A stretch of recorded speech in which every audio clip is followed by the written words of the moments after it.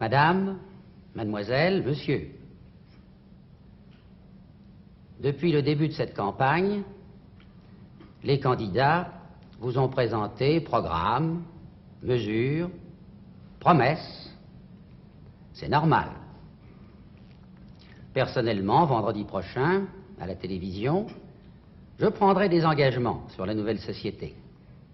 Des engagements précis concernant toutes les catégories sociales.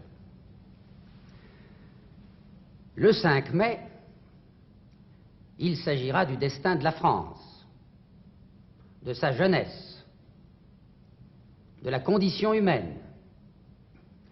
Et qui pourrait en parler mieux qu'André Malraux?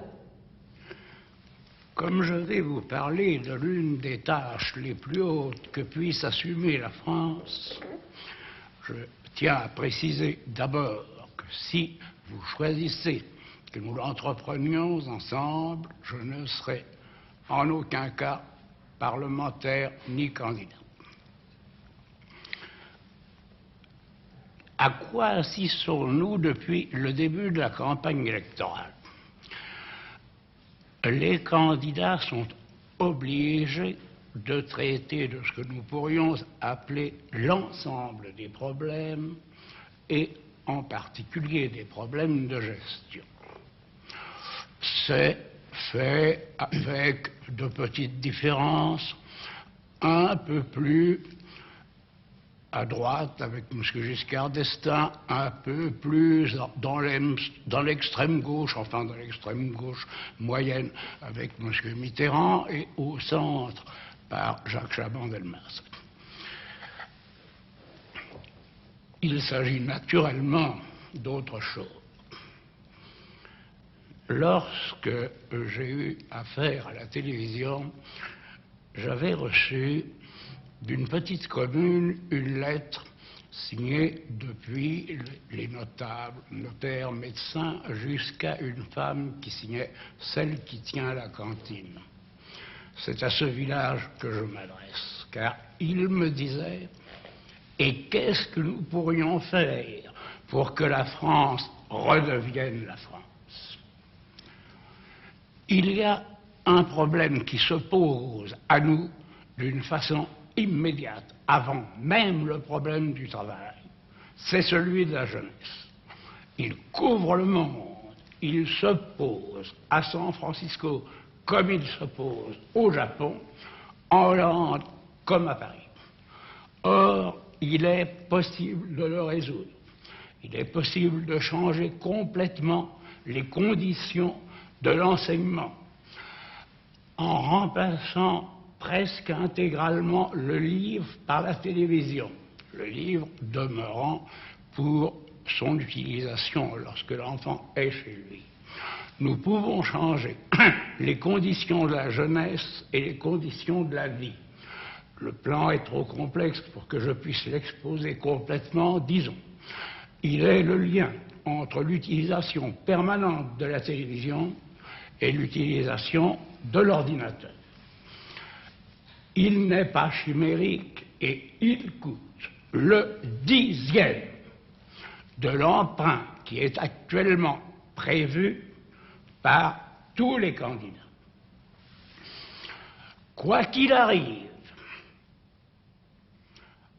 cette transformation aura lieu. Les choses qui doivent arriver dans l'humanité lorsqu'elles sont liées à la technique, si on ne les trouve pas quelque part, on les trouve ailleurs. Nous pouvons changer l'enseignement dans le monde en le changeant chez nous, si nous décidons de le faire, et autrement nous le ferons quand même, mais nous le ferons dans 10 ans à la remorque des autres. Rendez-vous bien compte que ça veut dire pour les enfants s'amuser au lieu de s'ennuyer. Ça veut dire pour les adultes trouver le droit de quitter la salle où la télévision parle d'histoire pour celle où elle parle de physique. Et si nous parlons, comme nous le faisons beaucoup, de liberté, eh bien, cette fois, nous en parlerons véritablement avec un sens concret. Bien entendu, il ne s'agit pas de demander aux plus grands esprits de venir exposer leur thèse. Einstein m'avait dit, en me montrant un livre publié sur lui par un journaliste et dont lui avait fait la préface pour en montrer le sérieux, si on veut que les gens comprennent mes idées, il ne faut pas qu'ils me lisent, il faut qu'ils lisent ce livre.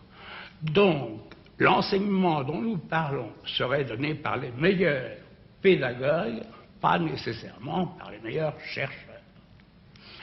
Enfin, il ne s'agit pas de supprimer le corps enseignant, il s'agit de lui redonner sa fonction la plus noble. Il serait là pour aider ceux qui ont besoin d'être aidés. C'est pourquoi on avait conçu le corps enseignant. Pourquoi penser qu'un tel plan peut attendre beaucoup plus de Chaban-Delmas que d'un autre? D'abord parce qu'il s'y est attaché. Ensuite, parce que du moment que les gouvernements de l'Est ne l'ont pas élaboré ou pas accepté, je dis que les tenants du programme commun ne l'exécuteront pas. Et enfin, parce que vous, les gens du village qui m'écoutiez et qui m'avez écrit, vous savez que l'homme qui vous a enseigné la lecture, qui vous a fait ce que vous êtes, c'est Jules Ferry. Et que Jules Ferry ne peut pas être représenté par la droite. J'ai confiance aussi en Jacques Chaban-Delmas pour une autre raison. Nous avons combattu ensemble il y a 30 ans. Je sais ce qu'il souhaite. Je connais son énergie. Et enfin, je le répète, il est le seul qui le fera parce qu'il est le seul qui ait dès maintenant envie de le faire. Oui, je le ferai. Et je le ferai comme avec le général de Gaulle. Nous avons toujours fait ce que nous devions faire.